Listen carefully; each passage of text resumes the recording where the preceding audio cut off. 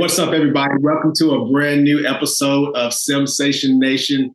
I am extremely excited for our guest today. It is someone that has paved the way for the Sensation Nation podcast as a whole. I have literally followed his blueprint, and to have him on today as a guest is a complete honor for me. In fact, I wore this shirt in his honor because I know for a fact that Hawaii means a great deal to him. So I actually went in my closet. I'm a fashionista, so I had to go in there and find something that was going to be suitable for this particular moment. Before I get him on to kind of talk a little bit about his background, I want to make sure I get a good plug in for his book. He is the author of this book called No Pressure, But Don't Mess This Up. I have read it probably twice. Now, it is a book about leading a squadron, which is a military organization, but I think that it is suitable to be something that you can learn from leading any organization. He's also the founder, the absolute monster on the Constant Elevation podcast. So I highly recommend that you all go out there and take a look at that. Take a listen, take a look, whatever you decide to do. But please go out there and follow Constant Elevation and pick up this book, No Pressure. So without further ado, let me welcome Gabe Avilla to the show. Sir, thanks for coming on. Hey, oh, thanks. Sure, man. That was I'll give you some money later, at least $60 for that intro. That was unnecessary, but nah, I'm excited. This is we've had some previous discussions as far as, congratulations on your platforms and everything that you're doing. I think it's it kind of can be intimidating a little bit in the beginning that we just go like it keeps on going. It keeps on constantly elevating. That's right. And so, but nah, I'm happy to be here and yeah, congratulations. No, I thank you. And I certainly appreciate that. So if you could just give us a quick rundown of what made you decide to write this book and just kind of give us the premise of the book itself. Sure. So when I was at the end of my second Squadron Command tour up in Alaska, and I had a large amount of, I spent a lot of time just kind of thinking, meditating, writing down some notes, and a lot of times getting asked for advice. And so kind of out of not pure laziness, but more efficiency, I was like, I'm going to write stuff down. That way, when people ask me the same questions, I could be like, here's the thing. And so I started actually writing it as little blog posts. I used to have a blog called Project Rise, and then I would share them. And then eventually I just kind of challenged myself. I was like, you know what, I'm gonna try and write a book. I want to figure out a method to actually compile all of my thoughts, because I really wanted to give some kind of perspective on leadership. And then eventually I hooked up with my wife's high school classmate. She's a professional book editor. So she helped me. Shout out to Kelly Leidick. She gave me some advice on how to kind of tell a proper story. And so something that's, obviously relevant to me is the story of Squadron Command. And so that was kind of the theme. And I'm like, all right, cool. Let me just think about the arc of a Squadron Command tour, and then kind of talk about some leadership things that I did go through, and also would give advice maybe to someone who's about to step into the seat or something like that. And so it talks about the arc of a typical 24-month Squadron Command tour, and just my perspective. And I also believe the other reason why I wrote it is because there isn't many books like that out. Right. There are official Air Force Air University products, and I actually thought about going through that route to get it published with them. I was like, nah, fam, I'll just do it myself. Right. Because I just wanted it to be me. And I think we have a kind of a changing of a guard, I believe, in some of the leadership levels within the Air Force, and actually just in general society, that it's okay to be yourself, the authentic self, as as a leader in your organization. I agree with you that like some of the I wrote it, although I have to think about, you have to have a central theme. And so write what you know about. So I know about military organizations, but the things that I talk about in the book are applicable to any organization. Because if you're going to be, you're a rising leader, a brand new CGO, or a company grade officer, or junior enlisted, or junior, person joining an organization, you should be thinking about, like, if you want to escalate in the ladder, what kind of mindset you should have as you gain additional responsibilities. Yeah. And so I try to write it as far as, depending on where you're at in your journey, you actually can still get benefit from it. And then maybe look back at it, if you happen to read it more than once, the second time you read it, you're gonna be like, oh yeah, you maybe through your career experiences, you've actually experienced something, and that hopefully there's some nuggets of knowledge in there that shine a little bit brighter based on what you need at the time. Yeah, I love the fact that this book is an easy read to me, partly because I can relate to it. Obviously, following the same path that you're on right now, it was something that was easily something I could relate to. But it's an easy read as well, and I think it's something that it can be very applicable just to someone that is not affiliated with the military. And one thing that I do admire about this book and you for two is that I know what I'm going to get, right? And there's no better leader than being someone who's authentic, right? You need to have authentic leadership in every organization that you have. So with someone like yourself who has a very large social media presence, in that book, you talk a little bit about the effective use of social media. I used to have a rule where, hey, look, I'm not going to friend you on social media until I leave this job kind of thing. And then eventually I found that that wasn't always feasible because it was a direct connect. So what are your thoughts on leaders in an organization using social media to their advantage or the negatives of using it? I think social media ends up becoming just it's the most common strategic communication platform you have, right? And so you can use it for good or bad, like anything else. I choose to take advantage of it, and I kind of have like a couple things in my head. I'm like, all right, well, whatever I'm doing, it's super simple, and I think most people should do this. Whatever you do on social media, you better be okay with your mom reading it. Right. That's gotta. If you're not doing that, then, and I stand by everything that I put on my own platform or any kind of content that I create. Like that, it's a weird kind of thing. But like, if my mom and dad saw it, I want them to not be, they may be like, you could tone down the language, be like, all right, mom, that's fine. But the idea that the thoughts that I have and kind of the principles I want to talk about, that's what I choose to do. And so a large amount of social media, I focus on my family. I talk about, and I kind of overshare a little bit. If you work with me, if you're one of the athletes I coach, I overshare. Like I just talked about my daughter returning home for college, right. Talk about that whole path. Us trying to take some, my wifey and I trying to take some leave over in Shenandoah in March. And so like, that's just me. Yeah. Every single platform, whether it's social media, in person, podcast platform, it should be you.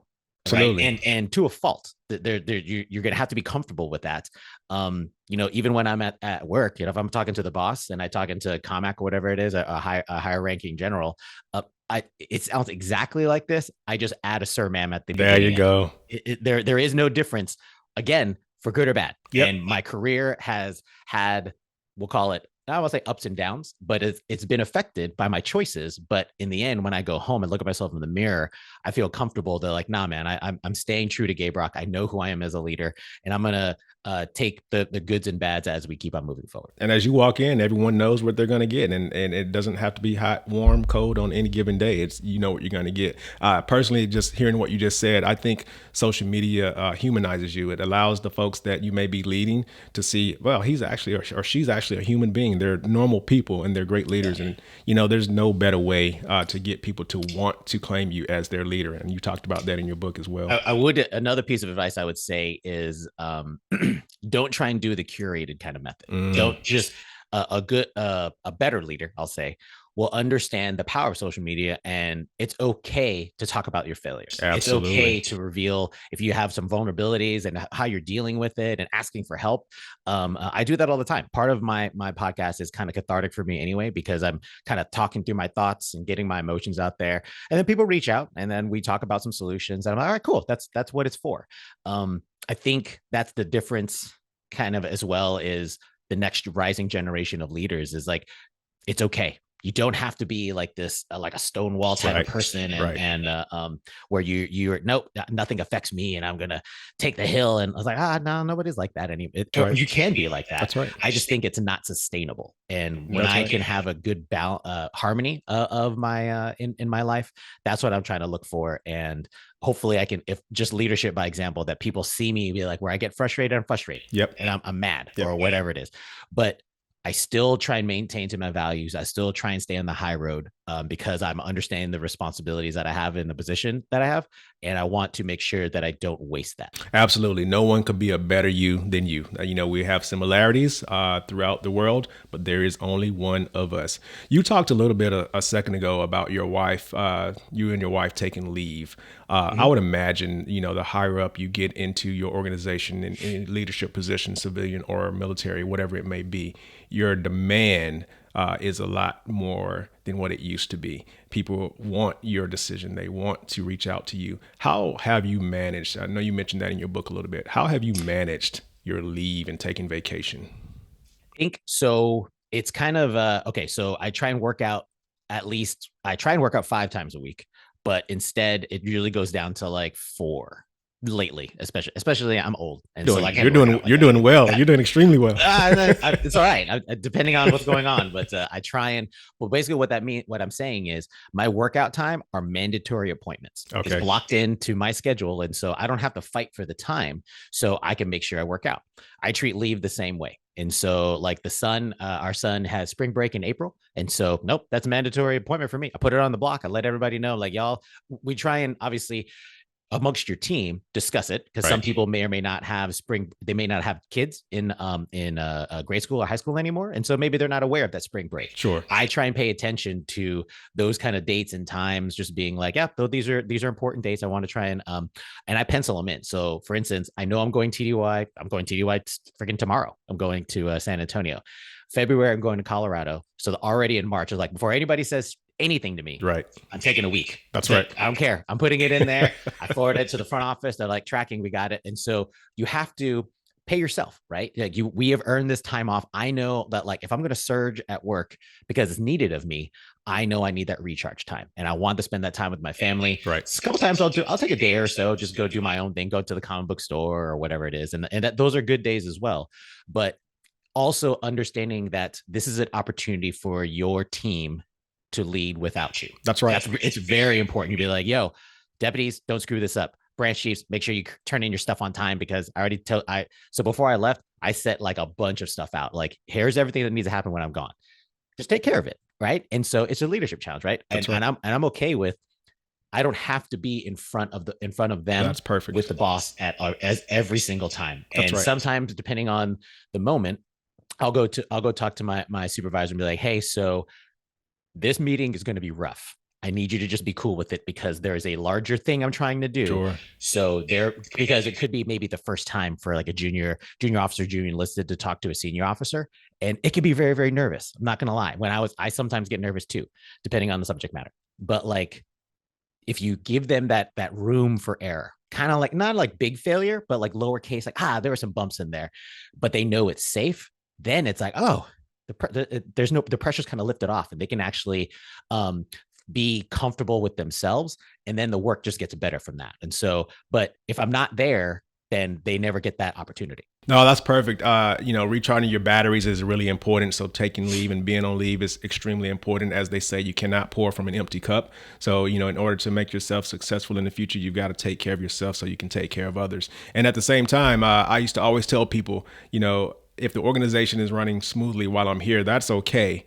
But the real test is how well the organization is running when I'm not here. Exactly. That's the real test. Exactly. So, love talking about your book, but I want to transition now into the topic that I asked you to come on to discuss with us. In particular, throughout my career, I've heard 2 different aspects of this analogy. And it in turn talks about success and how you achieve success. I've heard on one side, hey, keep doing what you are doing. Don't change, because it's gotten you this far. But I've also heard, hey, what got you here won't get you there. So you're going to have to make some adjustments if you really want to continue throughout this career.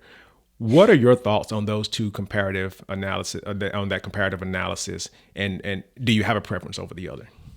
I think like most COA decision briefs, which is the one that course of action decision briefs, which one you're going to pick? The hybrid one. Right. That's the answer. The answer is both of those kind of, but I think it's important to understand how they could both be used complementary to each other versus you should pick one over the other. So I'll talk about the what got you here won't necessarily get you there. So I had that same advice given to me by my mentor when I was a captain. And I was a lieutenant. I think it was a lieutenant going to a captain or captain going to a major. Just it's a promotion.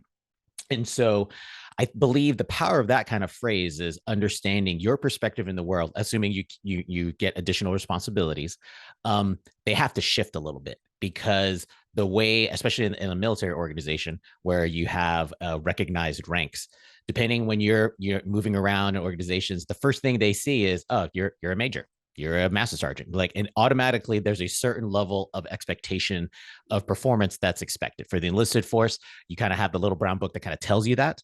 But it's for the officers, and especially for me, like, no, I get it. You're a lieutenant. You barely know anything. That's okay.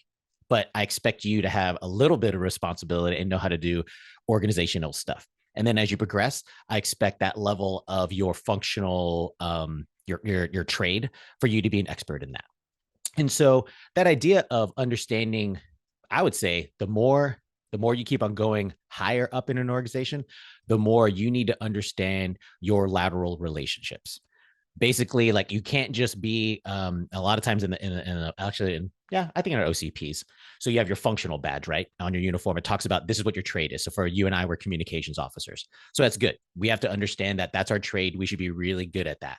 But as you progress in rank, what's going to happen is you're going to start understanding how everybody, not kidding, everybody's dependent on comm.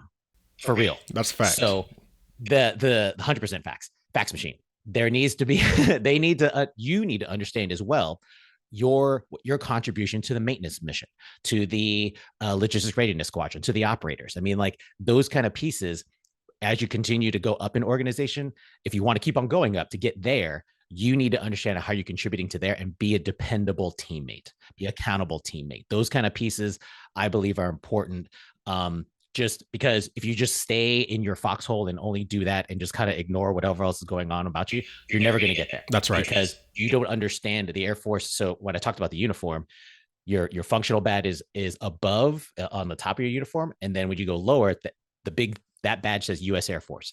That's the team you're on. You need to understand you are part of a larger team. So if you want to continue to make progression in your career and have higher responsibilities, you better keep your eye on the ball. In that. That's right. That's right. That's awesome. That is a great way to look at it. And to be quite frank, I didn't think about, taking bits and pieces of both of those and just kind of making it, the best that works for you.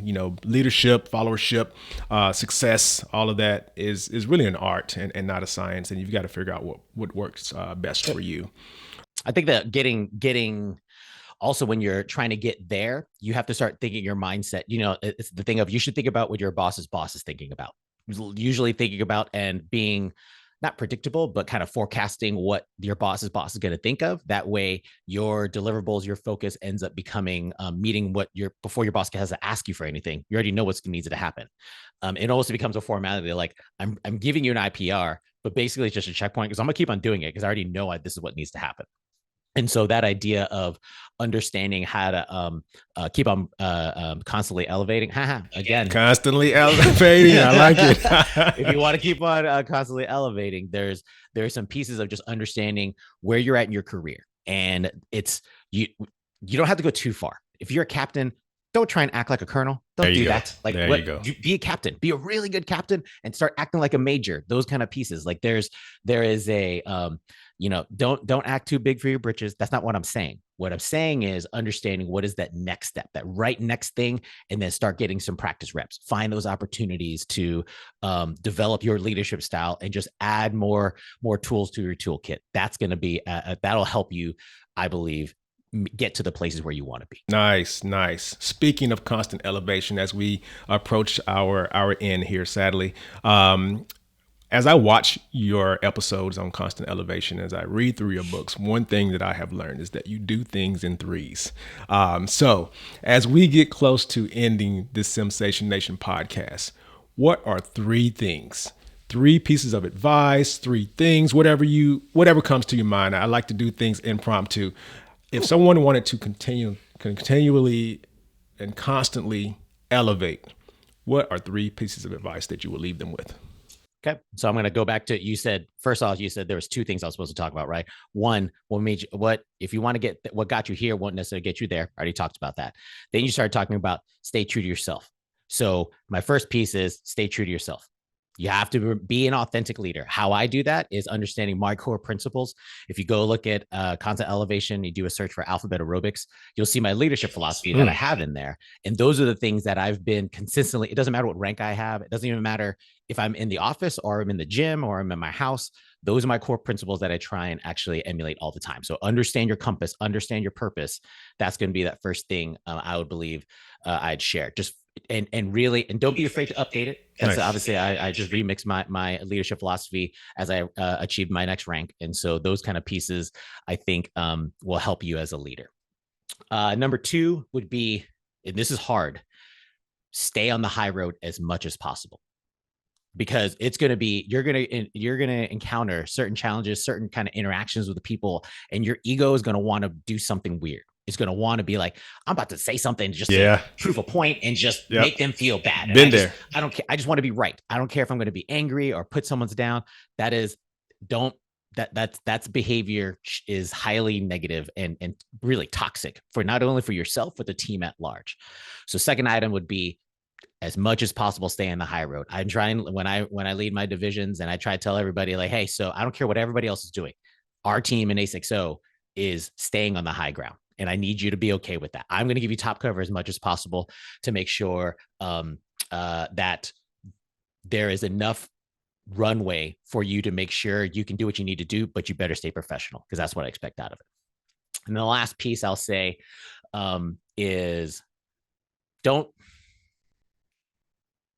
what you're gonna focus on, what your priorities are. Make sure you give your full effort. Don't give half effort. Nobody cares about half effort. If you do half effort over 30 things, it's just half effort. I'd rather you do full effort on like 10 things, whatever that is. So what that means is you have to make those mental decisions. You have to talk it over with your leadership, talk it over your team. What are the true things that I'm going to really, we as a team or me personally have to really deliver on, and give full effort to that. Don't get half effort. Half effort might as well just be no effort, because you're just wasting time. That's right. Full effort. So in summary, yes, I do things in threes. Let me make sure I'm learning from you. So number 1, be true to yourself. Number 2, always take the high road. And number 3, whatever it is that you're doing, put full effort towards it. Did I get it? That's right. See, I'm getting mentorship over here, folks. I'm getting mentorship over here. Hey, listen, as we wrap up, I want to ask, what is the best way for the audience to go out there and purchase this book called No Pressure, But Don't Mess This Up? Sure. So you can go to my website, constantelevation.co. And so you can find it there. You can also, you can go to Amazon and Barnes & Noble. There's both the soft copy and the ebook Kindle version, if you prefer that to read your books. A lot of times if I'm TDY, I'll bring some. And so if you're like, if I'm at a conference and then you walk by me and you hit me with a can't stop, won't stop, I'll be like, yo, then I'm walking back. And then all of a sudden I got an autographed copy for you. And so it's always kind of nice if people, and I also highly recommend it to other rising leaders. Be like, maybe you're not going to Squad Command, but hey, so pass it on. You don't have to buy separate things, just pass it on. And if that knowledge helps that person along their journey, I'll be forever grateful. It's my method of trying to pay it forward for the I have a lot less runway in front of me than I have behind me in the Air Force. So I'm trying to leave some good things, because I want to be proud of the Air Force that I have shaped and where the Air Force heads in the future. Nice. And last but not least, if folks wanted to get more mentorship from you, they wanted to go out there and watch your videos, make contact with you, ask you questions, what are the best ways to do that? Any media platforms that they can find you on? Sure. Yep. And so I'll give you some of the links, and Shooty, you can put them in the show notes. And so I have a YouTube channel. If you search for GabeRock Avilla, it's going to be out there, Constant Elevation. And then if you go to constantelevation.co, you'll find my contact info. I'm all on the social platforms. You can DM me, and I get a lot.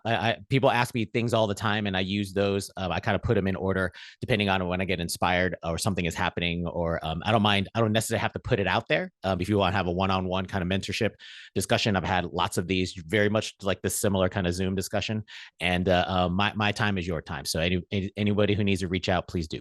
Ladies and gentlemen, you heard it here first. I enjoyed this time, and I hope that you all did, with the coolest colonel in the United States Air Force. No pressure, but don't mess this up. Until next time, we appreciate you guys for dialing us on Sensation Nation. I'm out. Peace.